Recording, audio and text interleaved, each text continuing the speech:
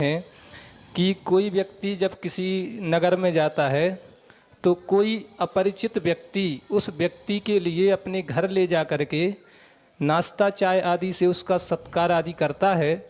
और करने के बाद जब कई वर्षों बाद वह व्यक्ति उसे मिलता है तो उसका विचार रहता है कि ये हमारे यहाँ आए तो हम इसका प्रतिफल इसको भोजन करा कर देंगे। मतलब उनका रहता है कि इन्होंने मेरे साथ ऐसा भूलते नहीं कई वर्षों तक उपकार। आज के समय की स्थिति ये है कि जिस बच्चे ने 25 वर्ष अपने माता पिता से जो पूजनीय थे उनसे सेवा तो करा ली, लेकिन जब उसका नंबर आता है तो वह 2 बार का भोजन कराने में भी भार समझता है। यह विचित्रता क्यों है? वैसे तो आपने स्वयं ने प्रश्न में उत्तर छुपा हुआ है, आपके प्रश्न में उत्तर छुपा हुआ है। अब मैं आपसे कहूँगा रामायण के दृष्टांत पे पहुँच जाइए। सीता ने राम को ही क्यों चुना? सीता ने राम को क्यों चुना? तो पूर्व भवों का संबंध वहाँ पर नियम से होता है और वह पूर्व भाव के संबंध के कारण वह प्रीति रूप परिणाम जीव के हो जाते हैं। जिन जीवों को आप पहली बार गए हों और कई लोगों से अपनी प्रीति हो जाती है और वह आपको बिल्कुल आपकी भक्ति में लग जाते हैं, आपको भोजन आदि के लिए भी तैयार रहते हैं, तो ये पूर्व जन्म के कर्म का प्रतिफल होता है।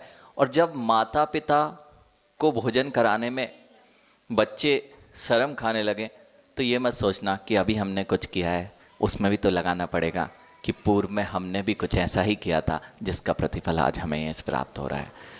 लेकिन ये माता पिता की तरफ से ये उत्तर है।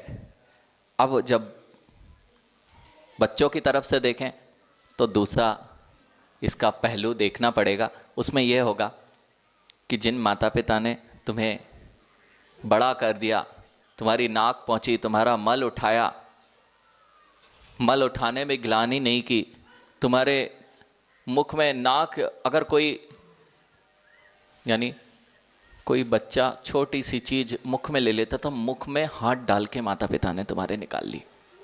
और यदि माता पिता की लार गिर गई ना तो तुम मुख बनाते हो, चाहे कितने ही बड़े हो जाओ, यानी उनके उपकारों को नहीं भूला जा सकता। माता पिता ही एकमात्र ऐसे हैं जो अपने बच्चों को कभी भी अपने बच्चे का बुरा नहीं चाहते। बाकी दुनिया में हर कोई मिल सकता है जो आपके लिए अच्छा हो सकता है या बुरा हो सकता है, लेकिन मुझे नहीं लगता कि जीवन में माता पिता कभी ऐसे मिलते होंगे जो बुरा करते हैं। अगर मिल भी जाएं तो फिर समझना कि पूर्व में हमने उनके साथ में कैसे कृत किए थे, जिसका वे चाहते हुए भी, माता पिता हमेशा वात्सल्यपूर्ण होते हैं लेकिन चाहते हुए भी उनसे वह कार्य नहीं हो पाता। इसका कार्य भी पूर्व भाव के कर्म ही होते हैं।